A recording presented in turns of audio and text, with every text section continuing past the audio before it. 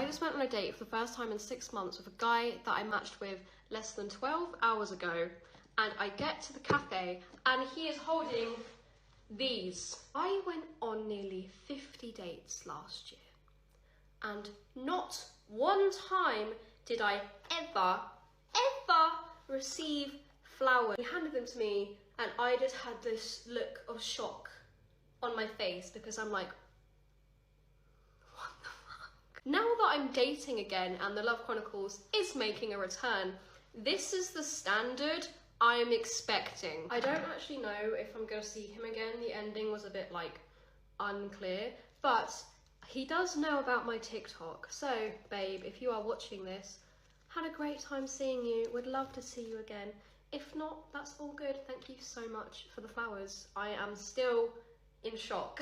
This right here is exactly what's making dating impossible, and this woman perfectly describes it. She's gone on 50 dates this year alone, and because now she's got flowers from one of them, that is now the new standard. And what these women need to understand is that this is not a standard. It is just value being brought by that specific person. They are doing that to win more upfront favor from you. Like if this was your first day at the job and you're taking less breaks or doing jobs you weren't hired for. They are doing this to demonstrate extra value they are bringing, not for you to paint it over everybody else. Because if that was the case and we flipped the tables around, would it be okay if he expected sex from you after the first date? Because somebody else did it? You wouldn't accept that standard, so why do you expect us to accept yours? Men do these things like buying you flowers or splurging on the first date in order to win you over and up their odds for a second date, like how women do giving out their pee hole after the first date. They're doing it for them just as much as they're doing it for you, not for you to say, well, this is my new standard now. They're doing it for you to pick them, not apply it to the next person. And if that is something you really like, for example, them giving you flowers, and that is something you haven't got from anybody else, then maybe that's your indicator that this person might be a little different from everybody else, and maybe give that person a bit more of a chance, not just take the thing you like about them and then the next person has to have it. Dating's not your Build-A-Bear workshop, and is a bit more like a random generator, and there'll be different things that people have and provide, and you have to figure out what you're willing to compromise on, not pick and choose the things you like and then say, well, this is my new standard, because that man's probably fictional. But this all leads into the problem we're having today, where we have women like this who go on dates with guys more attractive than them, and then just like the flowers, that becomes their new standard. And it's exactly why she's gone on 50 dates this year alone and still can't find anybody. Her and many other women are all in the same predicament, where they're all trying to recapture that Chad that they dated once. They just need to understand that their value is not static, it fluctuates. And maybe that one time you could get that Chad, but that doesn't mean you get to make that a hard floor. And now this is the threshold that everybody has to meet. You don't expect that to be put on you. Like if you said, the last girl cooked and cleaned for me, that's value being brought by that person. And unless that's a deal breaker, it's unfair for him to apply it to you, just like it is for you to apply that on them. And until women get rid of this internal leaderboard that they have in their head, they're all going to end up like this woman here, just going on countless dates, upping that number more and more, adding more things and standards, until no one can even break into the top 10.